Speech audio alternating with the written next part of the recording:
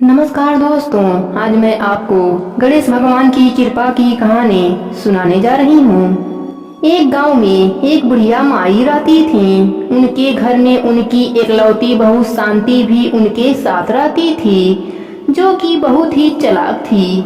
शांति का पति सुरेश दूसरे गांव में काम करता था और कभी कभी घर आता था। बुढ़िया माई गणेश भगवान की दिन रात पूजा किया करती थी। शांति अपने सास को पसंद नहीं करती थी। एक दिन बुढ़िया माई गणेश जी की पूजा कर रही थी। तभी शांति ने कहा, माँ जी, आप सारा दिन बैठी पूजा करती रहती हैं, घर में कभी साफ सफाई भी कर लिया कीजिए। इतना बड़ा घर है, मैं कैसे सारे घर की सफाई अकेले करूं? बुढ़िया माई ने कहा, बहू, मेरी आंखों से कम दिखाई देता है, इसलिए मैं कोई काम नहीं कर पाती हूँ। उसकी बात सुनकर शांति को गुस्सा आ जाता है। वह वहाँ से चली जाती है। शांति को पता था कि उसकी सास ठीक से देख नहीं पाती, इसलिए वह अपने लिए पकवान बनाकर सास को रूखी सूखी रोटी दे देती थी।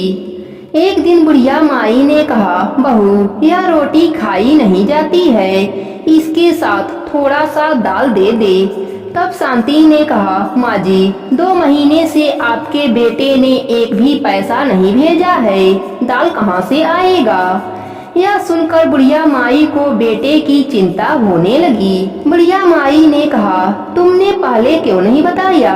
पता नहीं मेरा बेटा किस हाल में होगा, कहीं किसी परेशानी में ना हो। मैं तो कम देख पाती हूँ, तू दूसरे गांव जाकर देख। तब शांति ने बहाना बनाते हुए कहा, मैं आपको और घर को अकेला छोड़कर कैसे जा सकती हूँ? उन्हें पता लगा तो मुझे बुरा भला सुना देंगे। इसी तरह कुछ दिन और बीत गए। सुरेश हमेशा समय पर पैसा भेज देता था, लेकिन शांति बुढ़िया माई से कहती, ना तो पैसे आए, ना ही उनकी कोई खबर आई है। बुढ़िया माई एक दिन उदास होकर बैठी थी। शांति घर पर नहीं थी। तभी उसकी एक पड़ोसन आई। उसने कहा, माँ जी, आप कुछ परेशान दिख रही हैं। बुढ़िया माई ने उसे सारी बात बताई। तब उस पड़ोसन ने कहा, माँ जी, आप रोज गणेश भगवान के नाम का मंत्र 108 बार जाप किया करो और गुड़ का भोग भगवान गणेश को लगाया करो। अगर बिना नियम टूटे आपने यह कार्य 40 दिन तक कर लिया तो आपका बेटा घर आ जाएगा। बुढ़िया माई ने कहा, लेकिन गुड़ कहाँ से लाऊंगी? मेरे पास तो पैसे भी नहीं है। तब पड़ोसन ने अपने घर से गुड़ की 2 ढेली बुढ़िया माई को लाकर दे दिया। इस प्रकार बुढ़िया माई ने अगले दिन से माला का जाप करना शुरू कर दिया। सुबह पूजा करने के बाद बुढ़िया माई माला लेकर बैठ जाती और गणेश भगवान के नाम का जप शुरू कर देती। गणेश भगवान की कृपा से सुरेश का काम बढ़ने लगा और वह और ज्यादा पैसा भेजने लगा, लेकिन शांति ने अपने सास को कुछ नहीं बताया। बुढ़िया माई हर दिन 108 का जप करती रही। कुछ दिन बाद शांति को पता चला कि उसकी सास बेटे को घर आने के लिए माला का जाप कर रही है। अब उसे डर सताने लगा। शांति ने सोचा, यदि मेरी सास के जप पूरे हो गए और मेरा पति वापस आ गया तो मेरी सास उसे सारी बात बता देगी, और यदि मेरे पति को सब पता लग गया तो वह मुझे घर से निकाल देंगे। इसी सब से बचने के लिए उसे एक उपाय सूझा। जब रात में बुढ़िया माई सो गई तो उसकी बहू ने माला में से एक दाना निकाल दिया। अब माला में 107 मोती रह गए। अगले दिन बुढ़िया माई ने रोज की तरह जप किया, लेकिन उसे पता नहीं चला। इसी तरह बुढ़िया माई के 40 दिन पूरे हो गए, लेकिन उसका बेटा घर नहीं आया। अगले दिन उसने गणेश भगवान की पूजा की और उनसे कहा, हे भगवान, मुझसे क्या भूल हो गई जो आप मुझ पर प्रसन्न नहीं हो रहे हैं? मेरे बेटे को घर भेज दीजिए। रात को जब बुढ़िया माई सोई तब सपने में उसे गणेश भगवान ने दर्शन दिया और कहा, माई, तेरी बहू ने एक मोती कम कर दिया था, इसलिए जिस माला से तुम जप करती थी वह अधूरी थी। लेकिन तुम्हारी भक्ति और सच्चे प्रेम से मैं प्रसन्न हूँ। अगली पूर्णिमा के दिन तुम्हारा बेटा घर आ जाएगा, किंतु तुम्हारी बहू ने मेरी पूजा में विघ्न डाला है, इस कारण वह अपने पति को नहीं देख पाएगी। यह कहकर गणेश भगवान अंतर ध्यान हो गए। बुढ़िया माई ने अगले दिन शांति को सपने की बात बताई। तब वह रोने लगी। उसने बुढ़िया माई से माफी मांगी। जैसे जैसे पूर्णिमा का दिन पास आ रहा था, शांति की आंखों की रोशनी कम होती जा रही थी। पूर्णिमा से एक दिन पहले रात में वह बिल्कुल अंधी हो गई। अगले दिन जैसे ही सुबह हुई, सुरेश घर आ गया। बुढ़िया माई उसे देखकर रोने लगी। रमेश ने जब अंधी शांति को देखा तब उसने शांति से पूछा। शांति ने कहा, यह मेरे कर्मों का फल है, गणेश जी मुझसे रुष्ट हो गए हैं। यह कहकर उसने सारी बात सुरेश को बताई। सुरेश को बहुत गुस्सा आया। उसने कहा, तेरे साथ ठीक ही हुआ है। मेरे माँ को कम दिखाई देता था, इसलिए तुमने इसके साथ धोखा किया। अब इस घर से निकल जा। तब बुढ़िया माई ने कहा, बेटा, इसे तो गणेश भगवान ने दंड दे दिया है। मैं जानती हूँ यदि आंखों से ना दिखे तो इंसान कितना लाचार हो जाता है, तो इसे यहीं रहने दे। शांति ने रोते हुए दोनों से माफी मांगी। बुढ़िया माई ने कहा, अब तुम गणेश जी के मंत्र का 40 दिन तक जप करो। यदि गणेश भगवान प्रसन्न हो गए तो तुम्हें ठीक कर देंगे। शांति रोज पूजा करके 108 मंत्रों का जप करती रही। 40 दिन बाद उसकी आंखों की रोशनी वापस आ गई। साथ ही गणेश भगवान की कृपा से उसका घर अन्य धन से भर गया। एक बार एक नगर में एक ब्राह्मण और ब्राह्मणी रहते थे। ब्राह्मण बहुत ही धनवान था। वह हर कार्य धर्म का करता था। वह आए हुए अतिथि का सत्कार करता था। गणेश भगवान की पूजा पाठ भी बहुत करता था। वह ब्राह्मण होने के सभी कार्य करता था। उसकी पत्नी भी बहुत ही धार्मिक थी और पतिव्रता थी। वह धर्म कर्म में हमेशा अपने पति का सहयोग करती थी। एक बार उसे उसके कर्मों के फल से उसके घर में अन्य धन का भंडार भर गया और वह बहुत ही प्रशंसा पूर्वक रहने लगा। सभी अतिथियों को सत्कार करता, जिससे उसकी पूरे नगर में वाह वाह होने लगी। सब उसे कहने लगे कि यह ब्राह्मण तो बहुत ही अच्छा है, आए हुए अतिथियों को भोजन कराता है और गणेश भगवान की कृपा से इसके घर में लक्ष्मी जी का वास है और इसकी पत्नी भी बहुत ही सुशील है। ब्राह्मणी का नाम सुशीला और ब्राह्मण का नाम सोहन था। सोहन ब्राह्मण को इस प्रकार के सुख से काफी वर्ष बीत गए। उनकी एक संतान हुई। वह पढ़ने के लिए काशी में चला गया।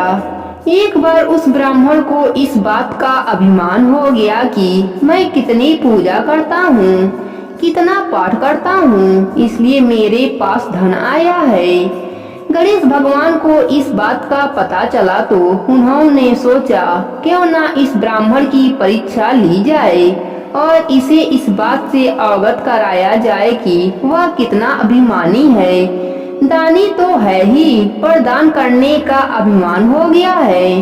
गणेश भगवान ने एक ब्राह्मण की उत्पत्ति की और उस ब्राह्मण को धरती पर भेजा और कहा, सोहन ब्राह्मण के यहाँ भिक्षा के लिए जाओ और उससे भिक्षा मांग कर लाओ।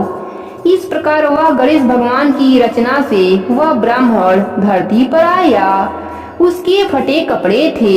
वह दिखने में दरिद्र लग रहा था। वह भूख प्यास से तड़प रहा था।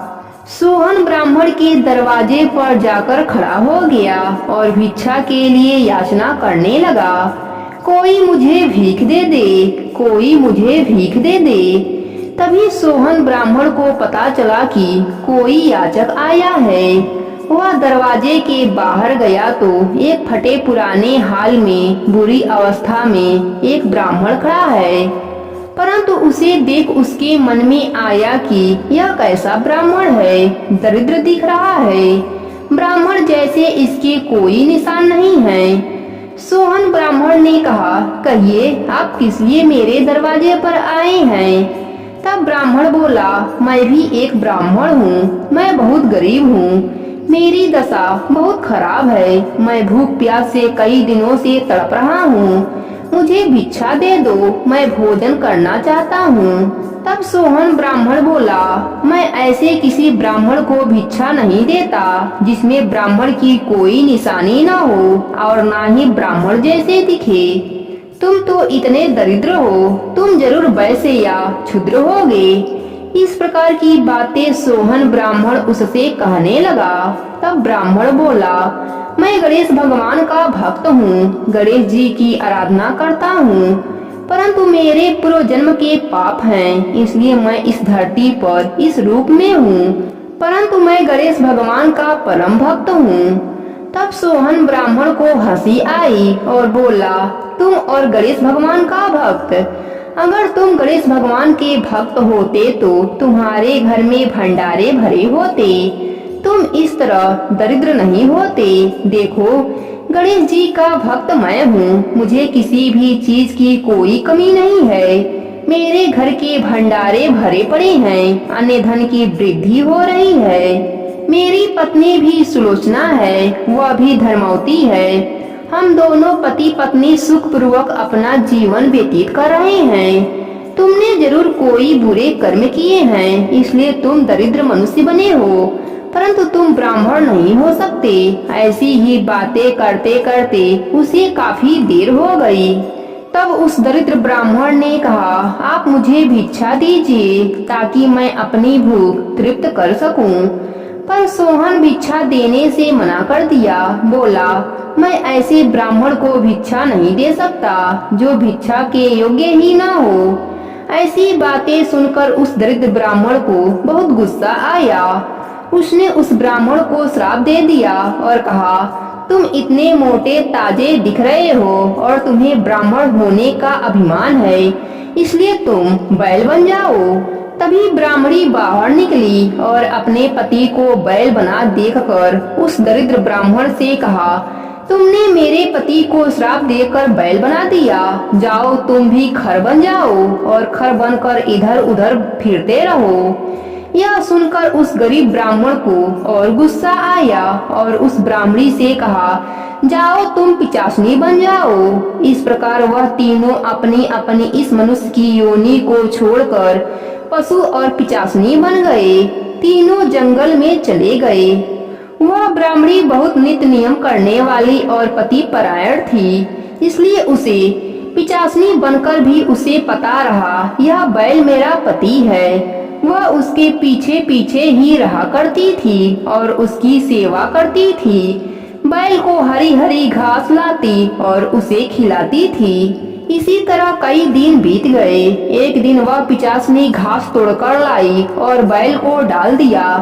तभी वह खर कहीं से घूमता फिरता वहीं आ गया और उस बैल का घास खाने लगा।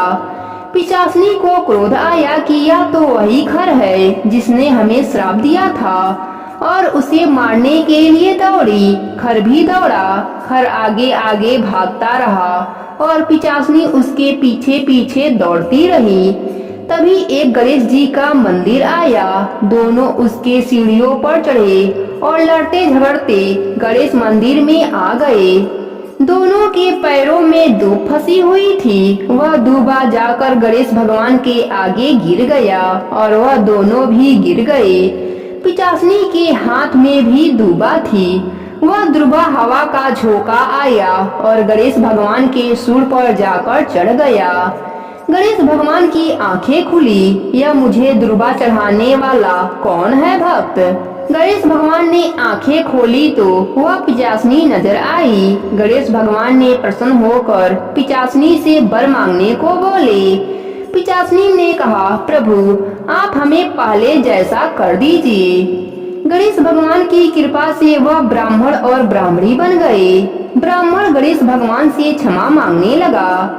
गणेश भगवान प्रसन्न होकर ब्राह्मण को क्षमा कर दिए। ब्राह्मण कई दिनों बाद अपने घर आया और सभी के साथ दया भाव से रहने लगा और गणेश भगवान को नित्य नियम से पूजा अर्चना और दुर्वा चढ़ाने लगा। गणेश भगवान की कृपा से वह ब्राह्मण यह लोक में सुख भोग कर अंत में मोक्ष को प्राप्त हुआ। हे गणेश भगवान, अपने सभी भक्तों पर अपनी कृपा बनाए रखना। प्रेम से बोलिए गणेश भगवान की जय हो।